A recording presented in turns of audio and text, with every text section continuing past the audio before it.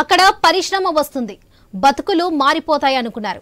ఇంటికా ఉద్యోగం, పిల్లల భవిష్యత్తుకి భరోసా అంటూ ఉన్న కొద్ది పొలాలను కంపెనీ ప్రతినిధులకు అప్పగించి నిర్వాసితులుగా మిగిలిపోయారు. మరి వారి ఆశలు తీరాయా? వారు ఆశించిన మార్పు వచ్చిందా? విజయనగరం జిల్లా ఎస్కోట మండలంలోని జిందాల్ అల్యూమినియం రిఫైనరీ ఏర్పాటుకు ఇచ్చిన 100 ఎకరాల పరిస్థితి ఏంటి? మా ప్రతినిధి రాజు అందిస్తున్న గ్రౌండ్ రిపోర్ట్ ఇప్పుడు చూద్దాం.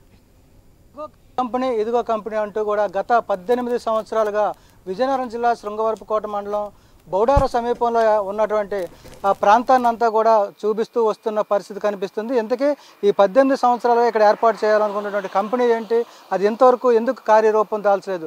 ప్రస్తుతం ఇక్కడ సేకరించినటువంటి 1166.43 ఎకరాల భూముల పరిస్థితి ఏంటి, వాటి భూములను ఇచ్చినటువంటి నిర్వాసితుల పరిస్థితి ఏంటి, అసలు ఈ కంపెనీ ఎందుకు ఇక్కడ రాలేదు, రాబోయే రోజుల్లో ఈ భూములను ఏం చేయాలనుకుంటున్నారు, దానికి సంబంధించి స్థానికుల అభిప్రాయాలు ఏంటి, అదేవిధంగా కంపెనీలు ఏం ఆలోచన చేస్తున్నాయి అనే విషయాలు అయితే ఈనాటి గ్రౌండ్ రిపోర్ట్లో తెలుసుకునే ప్రయత్నం చేద్దాం.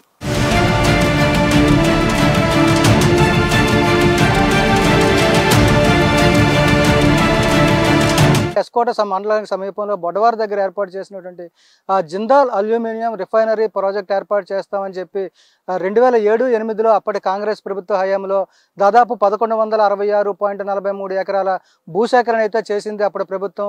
జిందాల్ కంపెనీకి కూడా ఈ భూములన్నీ కూడా అప్పగించడం జరిగింది. అయితే భూసేకరణ సమయంలో అసైన్డ్ ల్యాండ్తో పాటు ప్రభుత్వ భూమి, అదేవిధంగా రైతుల దగ్గర నుండి జరాయితీలు కూడా కొనుగోలు చేసి స్థానిక రైతుల్ని నిర్వాసితులుగా మార్చి వాళ్ళకి భవిష్యత్తులో ఉపాధికి అవకాశాలు కల్పిస్తామని, వాళ్ళ కుటుంబాలను ఆదుకుంటామంటే కూడా ఏదైతే ఒప్పందం చేసుకుందో దాని ప్రకారం అప్పుడున్నటువంటి స్థానిక ప్రజాప్రతినిధుల సహకారంతో రైతులందరూ కూడా భూములు ఇవ్వడం జరిగింది. మరి ఈ రోజు వరకు ఈ రిఫైనరీ అయితే ఎందుకు ఏర్పాటు చేయలేదని పరిశీలిస్తే ఒకసారి ఇక్కడ మనం చూసుకోవచ్చు. ఏదైతే జిందాల్ కంపెనీస్ భూసేకరణ చేసిందో అక్కడ ఈ ప్రాంతంలో మనం ఉన్నాం. ఈ ప్రాంతం అంతా కూడా చూసుకోవచ్చు. ఒకప్పుడు జీడి మామిడి తోటలు, అదేవిధంగా వరిచేలతో చెరువులు కలకలలాడుతూ కూడా ఒక ప్రకృతి అందాన్ని తలపిస్తూ కూడా ఇక్కడ అయితే పచ్చదనం కనిపిస్తూ ఉండేది. ప్రస్తుతం ప్రాంతం అంతా కూడా జిందాల్ ఏదైతే భూసేకరణ చేసిందో అనంతరం ఇక్కడ చదును చేస్తే ఆ చెట్లన్నింటినీ కూడా తొలగించి ఒక మైదానంలాగా అయితే తయారు చేయడం జరిగింది. ఇక్కడ రోడ్లు కూడా ఏర్పాటు చేశారు. కానీ ఇప్పటికీ 18 సంవత్సరాలు దాదాపు 18 సంవత్సరాలు గడుస్తున్నప్పటికీ కూడా ఇక్కడ రిఫైనరీ అయితే ఏర్పాటు చేయడానికి అయితే అవకాశాలు లేకపోయింది. ఎందుకంటే ఇక్కడ అల్యూమినియం రిఫైనరీ ఏర్పాటు చేసి అరకు పాడేరు ప్రాంతంలో ఉన్నటువంటి ఖనిజమైనటువంటి బాక్సైట్ ముడి సరుకుని అయితే ఇక్కడ తీసుకొచ్చి ఇక్కడ పరిశ్రమ నడపాలని చెప్పి కూడా ఒక ప్లాన్ చేసిన నేపథ్యంలో అరకు ప్రాంతంలోనే అదేవిధంగా ఏజెన్సీలో ఉన్నటువంటి గిరిజనులందరూ కూడా బాక్సైట్ తరలింపుకి అయితే సుముఖత చూపించలేదు. అదేవిధంగా పెద్ద ఎత్తున ఉద్యమాలు కూడా చేపట్టిన నేపథ్యంలో ఇక బాక్సైట్ తవ్వకాలకి అవకాశం లేని పక్షంలో ఇక్కడ అల్యూమినియం రిఫైనరీ కంపెనీ ఏర్పాటు కూడా ప్రశ్నార్థకంగా మారింది. దీంతో ఇక్కడ ఏర్పాటు చేయాలనుకున్నటువంటి జిందాల్ అల్యూమినియం రిఫైనరీ ఫ్యాక్టరీ అయితే రాకుండా భూములు అయితే కూడా నిరుపయోగంగా ఉండిపోయిన పరిస్థితి కనిపిస్తుంది. ఆ రోజు ఏదైతే 2007-8లో రైతుల దగ్గర నుంచి సేకరించిన భూమి సమయంలో వాళ్ళకి ఇచ్చిన అగ్రిమెంట్ ఉందో దాని ప్రకారం RR ప్యాకేజీ ఇస్తామని చెప్పి, అదేవిధంగా ఇంటికి ఒక ఉద్యోగం ఇస్తామని చెప్పి కూడా అప్పుడు కంపెనీ ప్రతినిధులు ఒప్పందం చేసుకున్నారు. దానికి ఆశపడినటువంటి రైతులు కావచ్చు, అదేవిధంగా ఇక్కడ సాగులో ఉన్నటువంటి కొంతమంది రైతులందరూ కూడా ఈ భూములను అయితే ఇవ్వడం జరిగింది. ఇలాంటి పరిస్థితుల్లో సేకరించిన భూమి అంతా కూడా ఇప్పుడు నిరుపయోగంగా ఉన్నట్టుగా కనిపిస్తుంది. తర్వాత వచ్చినటువంటి వైఎస్ఆర్ కాంగ్రెస్ పార్టీ ప్రభుత్వం కానీ 2014లో ఉన్న టీడీపీ ప్రభుత్వ హయాంలో కానీ జిందాల్ కంపెనీ యాజమాన్యం అయితే దీని మీద దృష్టి పెట్టలేదు. ఇక్కడ పరిశ్రమ ఏర్పాటుకు తీసుకోవాల్సిన చర్యల మీద అయితే ప్రభుత్వానికి ఎలాంటి సూచనలు కానీ అభిప్రాయాలు కానీ తీసుకోకపోవడం అనేది ఒక విశేషంగా చెప్పుకోవచ్చు. అలాంటి పరిస్థితుల్లో ఇప్పుడున్నటువంటి ఈ భూములు ఏవైతే ఉన్నాయో వీటి మీద కొత్త వివాదం అయితే చోటు చేసుకుంటుంది. ఎందుకంటే గత ఏడాది అయితే ఈ భూములన్నింటినీ కూడా చిన్న మధ్య తరహా పరిశ్రమల ఏర్పాటు చేయాలని చెప్పి దానికి అనుగుణంగా దీన్ని ఒక కారిడార్గా ఏర్పాటు చేయాలని చెప్పి జిందాల్ పరిశ్రమ ప్రతినిధులు అయితే ప్రభుత్వానికి ఒక నివేదిక ఇచ్చారు. దానికి అనుగుణంగా కూడా గజెట్ కూడా విడుదల చేసినట్టు అధికారులు చెప్తున్నారు. ఈ భూములకు సంబంధించి కూడా ఇక్కడ ఉన్నటువంటి నిర్వాసితులు ఇప్పటివరకు ఎవరైతే ఉన్నారో వాళ్ళందరూ కూడా మాకు ప్యాకేజ్ వస్తుంది, డబ్బులు వస్తాయని చెప్పి ఎదురు చూస్తున్న పరిస్థితులందరూ కూడా ఆందోళన చెందుతున్నారు. మరి దీనికి సంబంధించి ఏదైతే ఉందో కంపెనీ ప్రతినిధులు ప్రభుత్వానికి ప్రతిపాదించినటువంటి ప్రతిపాదనలతో స్థానికంగా ఉన్నటువంటి ప్రజలు కానీ, అదేవిధంగా గతంలో భూసేకరణకు సహకరించినటువంటి ప్రజాప్రతినిధుల్లో కూడా ఆందోళన వ్యక్తం అవుతుంది. అసలు ఈ భూములు ఎందుకు తీసుకున్నారు, దేనికోసం వినియోగిస్తారు అనే ఆందోళన ఇప్పుడు ప్రస్తుతం నెలకొన్న పరిస్థితుల్లో వాళ్ళ అభిప్రాయాలు కూడా తెలుసుకునే ప్రయత్నం ఇప్పుడు మనం చేద్దాం.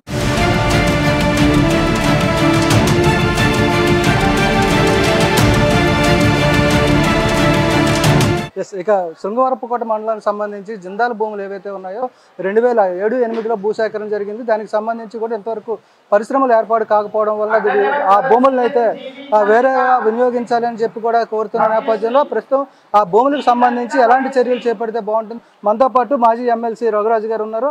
ఆయన అడిగే మరిన్ని వివరాలు తెలుసుకునే ప్రయత్నం చేద్దాం. సార్ నమస్కారం సార్. 2007-8లో బొడ్డవారి దగ్గర అయితే జిందాల్ పరిశ్రమ ఏర్పాటుకు సంబంధించి భూసేకరణ జరిగింది. అప్పుడున్న ప్రభుత్వం కూడా మీరు చాలా కీలకంగా వ్యవహరించిన పరిస్థితి ఉంది. ఇంతవరకు కూడా పరిశ్రమలు అయితే రాలేదు. దానికి సంబంధించి మీరు ఏం చెప్తారు? మరి ఎప్పటి నుంచో మా ప్రాంతంలో ప్రజలందరికీ ఒక కళ ఏంటంటే ఒక అల్యూమినియం ఇండస్ట్రీ వస్తుంది. ఆ ఇండస్ట్రీ వస్తే ఇక్కడ దగ్గరలో బాక్సైట్ గనులు ఉన్నాయి కాబట్టి మా ప్రాంతం అంతా కూడా అభివృద్ధి చెందుతుంది. ఒక ఎస్కోటే కాకుండా చుట్టుపక్కల పరిశ్రమలు చాలా వస్తాయి. దాని నుంచి వేలాది మందికి ఉద్యోగాలు వస్తాయి. అలాగే జిల్లా కూడా అభివృద్ధి చెందడానికి అవకాశం ఉంటుంది. అది కూడా వచ్చే కంపెనీ కూడా JSW జిందాల్ వాళ్ళంటే మన దేశంలోనే ఒక పెద్ద కంపెనీ. అది వాళ్ళు వస్తే ఇంకా బాగుంటుంది కదా అనే ఒక ఆలోచనతోటి రైతులందరినీ కూడా మోటివేట్ చేసి 2005లోనే ఒక MOU చేసుకొని వచ్చారు జిందాల్ కంపెనీ వాళ్ళు. వాళ్ళతో డిస్కషన్స్ అన్నీ జరిగాయి. స్థానికంగా ఉన్న 4 పంచాయతీలకు సంబంధించి బొడవర, కిల్తంపాలెం, ముసురుపల్లి, పెదకండేపల్లి రైతులందరూ కూడా ఉన్నారు. మరి సుమారు 350 మంది రైతులు, దగ్గర 1100 ఎకరాలు చిల్లర. అందులో మ్యాక్సిమం ఏంటంటే SC, STs ల్యాండ్స్ ఎక్కువ ఉన్నాయి. డీపట్ట ల్యాండ్స్ దగ్గర 800 ఎకరాలు చిల్లర అది ఉంది. అలాగే గవర్నమెంట్ ఆధీనంలో ఉన్నది ఎంజాయ్మెంట్ పట్ట ఇవ్వలేదు, కానీ పేదవాళ్ళు అనుభవిస్తున్న భూములు కూడా సుమారు 150 ఎకరాలు, జిరాయితీ ఒక 180 ఎకరాల దాకా ఉంది. ఇవన్నీ క్లియర్గా ఎందుకు చెప్పగలుగుతానంటే ప్రతిదీ కూడా పిన్ టు పిన్ దగ్గరుండి మరి మేము చూసాం. మరి రైతులందరితో కూడా మాట్లాడితే వాళ్ళందరూ ఒక నమ్మకం మీద మరి ఆ రోజు కాంగ్రెస్ ప్రభుత్వం అధికారంలో ఉంది. గౌరవ బొత్స సత్యనారాయణ గారు మంత్రిగా ఉన్నారు. అలాగే మీ అందరం కూడా స్థానికంగా ఎమ్మెల్యే గారు అది కుంభ రాయబాబు గారు ఉండేవారు. సో అప్పుడు పరిస్థితుల్లో నేను జడ్పీటీసీగా ఉన్నాను, తర్వాత వైస్ ఎంపీపీగా ఉన్నాను. ఆ ప్రజలందరితో ఒక నమ్మకంతో సరే ఇది వస్తే మంచిదని చెప్తా ఉన్నారు కదా ఇద్దామని ఒక ఆలోచనతో అయితే అందరు రైతులందరూ కూడా ఒక అడుగు ముందుకు వచ్చి ఎవరో ఒకళ్ళిద్దరు ఎవరన్నా కానీ వాళ్ళందరినీ కూర్చోబెట్టి మాట్లాడి కంపెనీ వస్తే బాగుంటుందని చెప్పడం. సో కంపెనీ వాళ్ళు కూడా R&R ప్యాకేజ్ ఒకటి ఇవ్వడం జరిగింది. ఏదైతే జిరాయితీ భూములు ఉన్నాయో 8 లక్షల వాల్యూ, దానికి 6 లక్షల రూపాయలు మరి నగదు రూపంగానే 2 లక్షల రూపాయలు షేర్స్ అని, అలాగే డీపట్టా భూములకు కూడా 2,05,000 రూపాయలు నగదు ఇస్తామని, అదే సేమ్ వాల్యూ అలా షేర్స్ ఇస్తామని.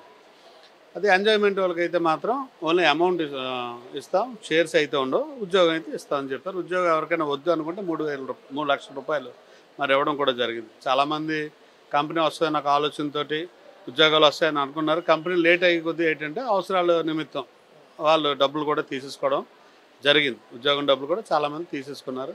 అలాగే ఉన్న వాళ్ళందరూ ఆ రోజు ఏదైతే ఇంటర్మీడియట్, డిగ్రీ చదువుకున్న కుర్రోళ్ళందరినీ కూడా ట్రైనింగ్ ఇస్తామని మరి ఒరిస్సాకి తీసుకెళ్ళడం.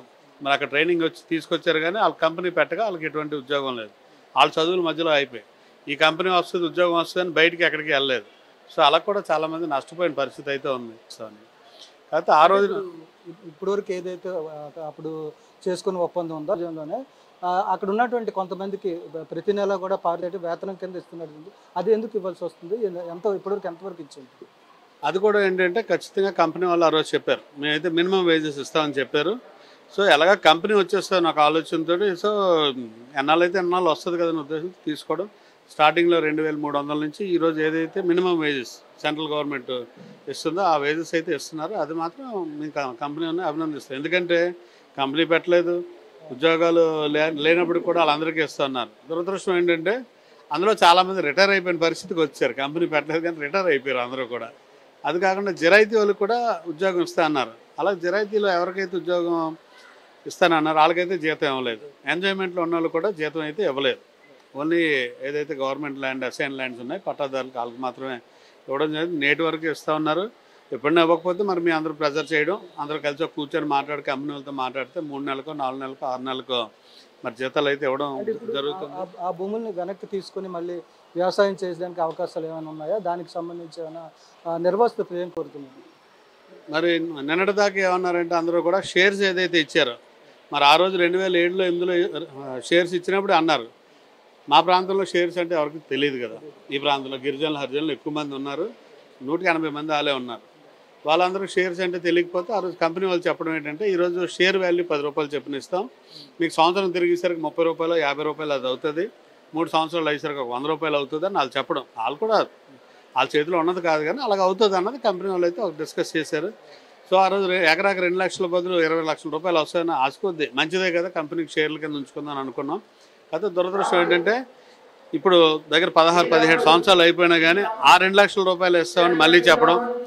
అక్కడ ఉన్న గిరిజన ప్రాంతం ఎక్కువ కాబట్టి అక్కడ ఉన్న గిరిజన యువతను అందరినీ కూడా ఒక కమిటీ, ఒక బ్యాచ్ తయారైపోయి అక్కడ వాళ్ళందరికీ ఇక మీరు షేర్ డబ్బులు తీసేసుకోండి, లేకపోతే ఈ డబ్బులు కూడా రావు మీకు. కంపెనీ వాళ్ళు ఎంఎస్ఎంఈ పార్క్ గవర్నమెంట్ ఇచ్చేసింది కాబట్టి ఆ కంపెనీ రావడం లేదు కాబట్టి ఆ డబ్బు కూడా రాదని మభ్య పెట్టేసరికి చాలామంది చదువుకోలేని వాళ్ళు, లేకపోతే డబ్బులు అవసరం ఉండో ఒకరు తీసుకున్నారని ఒకరు తీసుకున్నారని అలాగా మీ అందరూ చెప్తున్నాం, మీటింగులు పెట్టాం, అందరికీ మోటివేట్ చేయడానికి ప్రయత్నం చేసాం. కానీ చాలా మటుకు మోర్ దాన్ 50% అయితే డబ్బు అయితే తీసేసుకున్నారు. అయినా వాళ్ళకి చెప్పాం ఖచ్చితంగా ఆ రోజు ఇచ్చిన డబ్బు అయితే ఈ రోజు అయితే మనం తీసుకునే పరిస్థితి కాదు, అట్లీస్ట్ వడ్డీతో ఇవ్వండి, లేదా కంపెనీ వాళ్ళతో మేము మాట్లాడింది ఏంటంటే మీకు షేర్స్ ఉన్నాయి కదా ఉంచండి, మీరు ఎంఎస్ఎంఈ పార్క్ పెట్టిన అది కూడా జిందాల్దే కదా, మా షేర్స్ ఉంచండి, అందులో మాకు వాల్యూస్ పెరుగుతాయి కదా, ఎందుకు ఈరోజు మీరు 2 లక్షలు ఇస్తే ఎవరికి ఉపయోగం, ఆ డబ్బు అయితే మీరు తీసుకునే పరిస్థితి లేదు అని చెప్పడం జరిగింది. అలాగే మొన్న ఒక రిప్రజెంటేషన్ ఏమొచ్చిందంటే నాకు, సార్ ఇప్పుడు వాళ్ళు 2 లక్షలు ఇస్తా ఉన్నారు కదా, ఆ డబ్బు ఏదో వాళ్ళకి ఇచ్చేద్దాం, మన భూములు మనకు వదిలేమనండి అనేసి గిరిజనులు అది అందరూ కూడా రావడం జరిగింది. అలాగే దురదృష్టం ఏంటంటే చాలామందికి పేమెంట్ అవ్వని భూములు కూడా గతంలో ప్రభుత్వం జిందాల్ కంపెనీకి రిజిస్ట్రేషన్ చేసింది భూమి అంతా. ఇందులో సుమారు ఇంకా 155 ఎకరాలకు పేమెంట్లు అవ్వలేదు, కానీ ఇదంతా 16 సంవత్సరాల క్రితం జిందాల్ కంపెనీకి రిజిస్ట్రేషన్ చేసింది. అలాగని కంపెనీ వాళ్ళకి నష్టం జరిగిపోతే ఆ రోజు డబ్బు ఇచ్చారని చాలామంది అనుకుంటారు. కాకపోతే మనం లెక్క పెడితే ఈ రోజుకి కంపెనీ వాళ్ళు ఇన్వెస్ట్ చేసింది అక్కడ సుమారు 75 నుంచి 80 కోట్ల రూపాయలు. ఈరోజు అక్కడ భూమి వాల్యూ చూసుకుంటే 700-800 కోట్ల రూపాయలు వాల్యూ ఉంది. అలా ఎంఎస్ఎంఈ పార్క్ అంటే ఇప్పుడు ఈ జిందాల్ కంపెనీ ఒక ప్రపోజల్ తీసుకొచ్చినట్టుగా తెలుస్తుంది. ఎంఎస్ఎంఈకి భూములు ఇచ్చి అక్కడే ఇండస్ట్రీస్ కూడా ఏర్పాటు చేస్తే దాదాపు 4,000 కోట్ల వరకు పెట్టుబడులు వస్తాయని ఒక ప్రతిపాదన వచ్చేది. ఎంతవరకు నిజం? అది ప్రతిపాదన ఒకటే, అది ఆచరణలోకి ఎంతవరకు వస్తుందో తెలియదు, కానీ ఒక 5-6 రకాల ఇండస్ట్రీస్ వస్తాయని మరి చెప్పడం జరిగింది. మేమైతే అల్యూమినియం ఇండస్ట్రీ అనుకొని ఆ ప్రాంతం వాళ్ళు అందరూ కూడా ఆ రోజు ఏదైతే పబ్లిక్ ఒపీనియన్ తీసుకుంటారో, పబ్లిక్ హీరింగ్ ఉంటుందో అందరూ ఒప్పుకున్నాం. మరి ఎంఎస్ఎంఈ పార్క్ ఏంటి, ఈ పార్కులో ఏం వస్తుంది, మనకి స్థానికంగా ఉన్న ప్రజలందరికీ ఏంటి ఉపయోగం, యువతకి ఏంటి ఉపయోగం అన్నది అయితే ఎక్కడ కూడా చెప్పలేదు. మేమేమంటున్నామంటే మొన్న గౌరవ మంత్రి గారిని కొండపల్లి శ్రీనివాస్ గారిని కలవడం జరిగింది, లోకేష్ గారి దృష్టిలో పెట్టడం జరిగింది. అలాగే మొన్న ఎంపీ గారు భరత్ గారిని కూడా కలిసి విషయాలు చెప్పడం జరిగింది. మరి ఈరోజు కలెక్టర్ గారు అపాయింట్మెంట్ కూడా ఈరోజు అడిగాను. ఎంఎస్ఎంఈ పార్క్ వచ్చిన మమ్మల్ని అందరినీ పిలండి, మన మంత్రి గారితో చెప్పాం, సార్ మమ్మల్ని జిందాల్ నిర్వాసితులు మమ్మల్ని పిలండి, రైతులు వస్తారు, అలాగే మీరు ఉంటారు, జిందాల్ కంపెనీ వాళ్ళు పిలండి, కలెక్టర్ గారిని వాళ్ళని పిలండి, అధికారులను పిలండి, కూర్చొని ఇదిగో ఈ కంపెనీ ఈ విధంగా వస్తుంది, ఈ విధంగా బెనిఫిట్ పొందుతారు, ఈ ప్రాంతం అంతా అభివృద్ధి చేయండి, మేము ఖచ్చితంగా మేము సపోర్ట్ చేస్తాం. అలాగే రెండోది ఏదైతే ఆ రోజు ఉన్న 2 లక్షల రూపాయలు షేర్ వాల్యూ ఈరోజు మళ్ళీ సేమ్ కంపెనీ కొంటాను, ఆ షేర్లు ఎవరైనా కొనుక్కోవచ్చా, బయట వాళ్ళు కొనుక్కోవచ్చా, మరి షేర్లు అంటే ఎవరైనా కొనుక్కోవచ్చు. సో ఆడ 2 లక్షలు ఇచ్చే బదులు బయట వాళ్ళు ఎవరైనా 3 లక్షలు 4 లక్షలు 5 లక్షలు కొనుక్కుంటే మరి వాళ్ళ పరిస్థితి ఏంటి అన్నది ఒక క్లారిటీ లేదు. కాబట్టి ఇటువంటి ఇబ్బందులు లేకుండా వాళ్ళందరినీ కూర్చోబెట్టి సెటిల్మెంట్స్ ఊర్లో గ్రామంలో పెద్దలైతే ఆ విషయం మీటింగ్ పెట్టి, ప్రభుత్వం ఒక మీటింగ్ పెట్టి మంత్రి గారి అధ్యక్షతను పెట్టి ఇవన్నీ కూడా డిస్కస్ చేస్తుంటే వాటిలన్నిటికీ పరిష్కార మార్గాలు చూసుకొని ఖచ్చితంగా మీ ఎంఎస్ఎంఈ పార్క్ రావడానికి కానీ, ఆ కంపెనీ వాళ్ళకి సపోర్ట్ చేయడానికి కానీ, ప్రభుత్వం సపోర్ట్ చేయడానికి కానీ ముందుంటాం.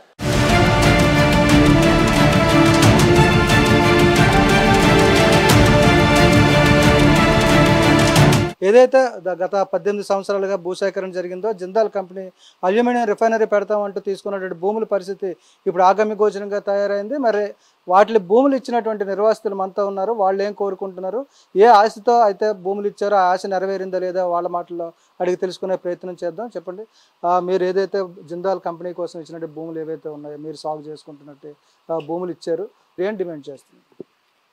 నా పేరు శ్రీ సత్యనారాయణ అండి. మేము 2008లో జిందాల్ అల్యూమినియం కంపెనీ కడతామనేసి ఇక్కడ బొడ్డవర 4 పంచాయతీలు సమావేశం ఏర్పాటు చేసి బొడ్డవర, కిత్తంపాలెం, ముసురుపల్లి, పెదకండపల్లి పంచాయతీ సర్పంచులు, ఎంపీటీసీలు, అక్కడ ఉన్నటువంటి స్థానిక రైతులు అందరితో ఒక సమావేశం. ఆ సమావేశం ఏంటంటే ఇక్కడ జిందాల్ అల్యూమినియం కర్మాగారం ఏర్పాటు చేస్తారు, దీనికి మీ 4 పంచాయతీలో ఉన్న రైతులు 50 మంది కూడా మీ యొక్క భూములు ఇస్తే ఇక్కడ కంపెనీ నిర్మాణం జరుగుతుంది అనేసి చెప్పడం జరిగింది. అదేంటండి, మేము ఆ భూములను నమ్ముకునే మేము జీవిస్తున్నాం, ఈరోజు ఆ భూములు మీకు ఇస్తే మా జీవన విధానం ఏంటి అని మేము అడిగాం. లేదండి, ఇక్కడ R&R ప్యాకేజీ ఒకటి ప్రకటిస్తున్నాం, ఎకరా ఒక ఎకరాకి 2,05,000 రూపాయలు స్పాట్ పేమెంట్ ఇస్తాం. అలాగే 2,05,000 రూపాయలు షేర్ ఇస్తాం. అలాగే భూమి పైన ప్రతి రైతుకు కూడా ఒక ఉద్యోగం ఇస్తాం. కంపెనీ నిర్మాణం జరిగిన వరకు కూడా మంత్లీ హాండోరియం ఇస్తాం. అలాగే భూ నిర్వాసితులు అందరికి కూడా ఉద్యోగం కల్పిస్తాం. సాగు హక్కులకి ఉద్యోగం ఇస్తాము. అలాగే బోరిపోయిన రైతుకి 80,000 రూపాయలు ఇస్తాం అని చెప్పడం అనేది జరిగింది. అలాగే ఇల్లు స్థలం పోయిన వారికి 1,50,000 రూపాయలు ఇల్లు కానీ, లేదా అనుకుంటే 3 సెంట్లలో ఇల్లు నిర్మించి ఇవ్వడం కానీ ఆ రోజు వాళ్ళందరూ R&R ప్యాకేజీలో ప్రకటించడం జరిగింది. అన్యాయం జరగదు అనే ఒక సదుద్దేశంతో మేమందరం భూములు ఇవ్వడం జరిగింది. నేటికి 16 సంవత్సరాలు జరిగింది, కంపెనీ నిర్మాణం జరగలేదు. ఆనాడు భూములు ఇచ్చిన రైతులు సుమారు 40% రైతులు చనిపోవడం జరిగింది. అలాగే 60% రైతులు ఉన్నాం. కనీసం మా రైతులు ఆ రోజుల్లో మా పిల్లల వయసు 25 సంవత్సరాలు, 20-25 సంవత్సరాల వయసులో ఉండేవారు. అలాంటి పిల్లలు ఈరోజు 40 సంవత్సరాలు, 35, 36 ఇలా వయసు కూడా వాళ్ళు మీరిపోతున్నారు. మేము చూస్తే రేపో నేడో ఆయన వయసు దాటిపోయాం.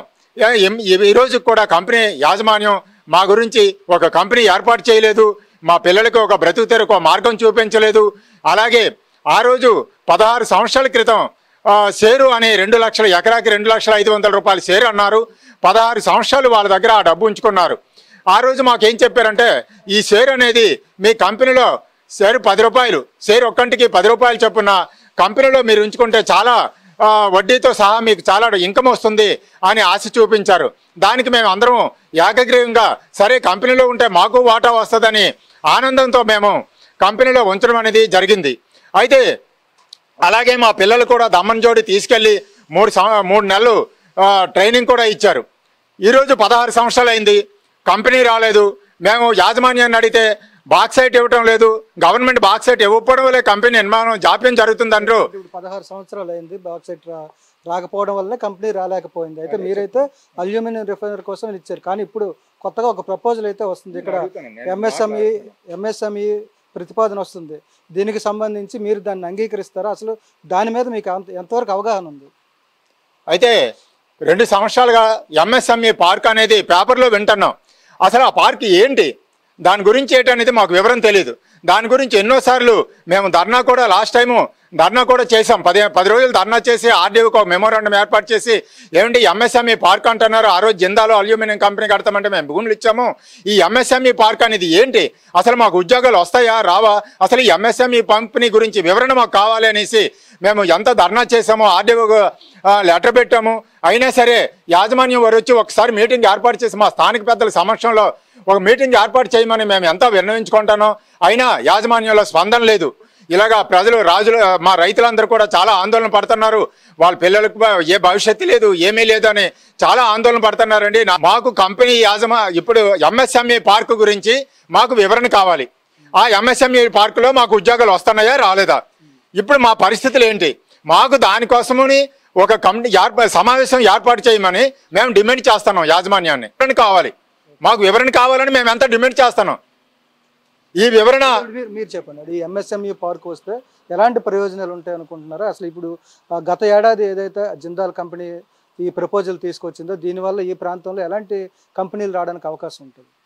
ఎంఎస్సి పార్క్ ఇస్తాం అంటున్నారు, కానీ ఎంఎస్ఎంఈ పార్క్ అన్నప్పుడు ఆ ఏ కంపెనీలు వస్తున్నాయో స్పష్టత లేదు. మెయిన్ స్పష్టత కావాలి. ఏ కంపెనీలు పెడుతున్నారు, ఆ కంపెనీలు వచ్చిన తర్వాత ఈ రైతులకి చాలా ప్రాబ్లమ్స్ ఉన్నాయి.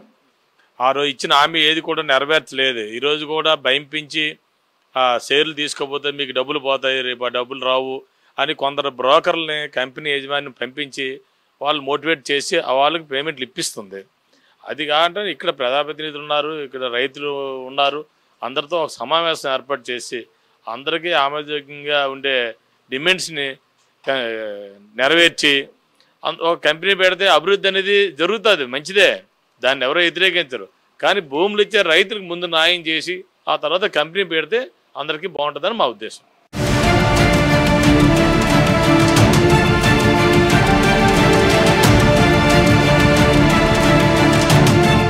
ఇక ఒకవైపు రైతులైతే ఆందోళన వ్యక్తం చేస్తున్నారు, అదేవిధంగా ఆనాటి భూసేకరణకి సహకరించినటువంటి స్థానిక ప్రజాప్రతినిధులు కూడా ఆందోళన వ్యక్తం చేస్తున్నారు.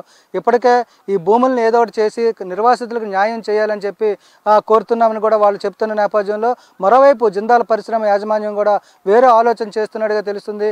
ఈ ప్రాంతంలో ఎంఎస్ఎంఈ పార్క్ ఏర్పాటు చేయాలని చెప్పి ప్రభుత్వానికి ఇప్పటికే ప్రతిపాదన పంపించినట్టుంది. దీన్ని ఒకసారి పరిశీలిస్తే అసలు ఇక్కడ ఎంఎస్ఎంఈ పార్క్ ఏర్పాటు చేయడానికి ఉన్నటువంటి అవకాశాలు ఏంటి అనేది ఒకసారి చూసుకుంటే ఈ ప్రాంతం అంతా కూడా మనం చూడొచ్చు. ఇది ఏదైతే జిందాల్ పరిశ్రమ సేకరించినటువంటి భూములు ఏవైతే ఉన్నాయో ఈ భూములన్నీ కూడా విశాఖ పోర్టుకి దగ్గర సుమారు 70 కిలోమీటర్ల దూరంలో ఉంది. మరోవైపు త్వరలో రాబోతున్నటువంటి భోగాపురం ఎయిర్పోర్ట్కి అయితే దాదాపు 40 నుంచి 45 కిలోమీటర్ల దూరంలో ఉంది. అదేవిధంగా ఈ భూములను ఆనుకునే జాతీయ రహదారి కూడా ఉంది.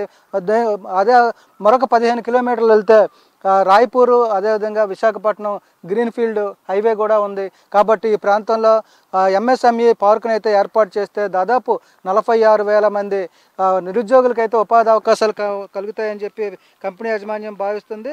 దీంతోపాటు ఇక్కడ అసలు ఏ కంపెనీలు ఏర్పాటు చేయొచ్చు అనేది కూడా చూసుకుంటే ఇప్పటివరకు ప్రభుత్వానికి ఇచ్చినటువంటి నివేదిక ప్రకారం జిందాల్ పరిశ్రమ యాజమాన్యం ఆలోచిస్తున్న లెక్కల ప్రకారం ఇక్కడ ఈ ప్రాంతంలో టెక్స్టైల్స్ పరిశ్రమ, అదేవిధంగా apparels, agro, food processing, EV based EMC పరిశ్రమలు, లిథియం అయాను బ్యాటరీ రీసైక్లింగ్ పరిశ్రమ కూడా ఏర్పాటు చేయొచ్చు. మ్యానుఫ్యాక్చరింగ్, అదేవిధంగా గ్రీన్ హైడ్రోజన్ అని చెప్పి toys clusters, logistics, warehousing, అదేవిధంగా షిప్పింగ్ కంటైనర్ తయారీకి సంబంధించిన పరిశ్రమ కూడా ఇక్కడ ఏర్పాటు చేయొచ్చు. వీటితో పాటు ఐటీ రంగాల్లో కూడా అభివృద్ధి చేస్తే ఈ ప్రాంతం అంతా కూడా అభివృద్ధి చెందుతుంది.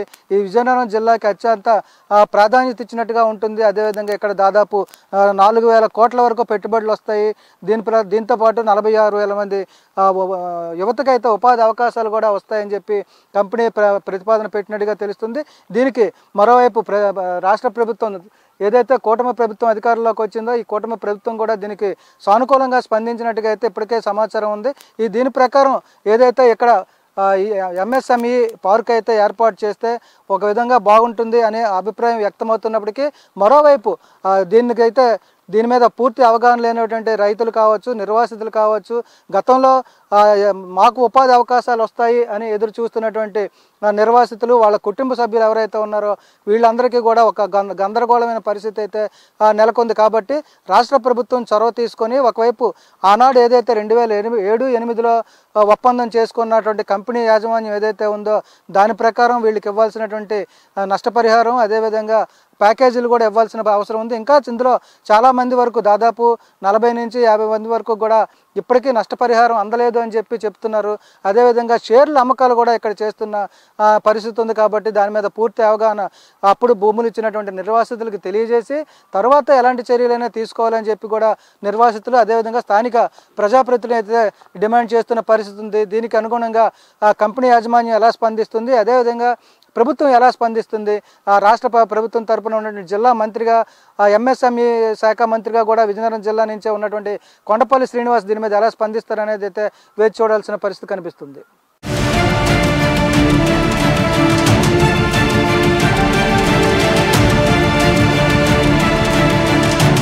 ఇది ఇక్కడ చూసుకుంటే శృంగవరపుకోట మండలంలో ఉన్నటువంటి బౌడారా పంచాయతీకి సమీపంలో ఏర్పాటు చేసినటువంటి జిందాల్ అల్యూమినియం రిఫైనరీ కోసం తీసుకున్నటువంటి భూములు ఏవైతే ఉన్నాయో ఈ భూములు ఇప్పుడు ఏం చేయాలి అనే గందరగోళం ఏర్పడుతుంది.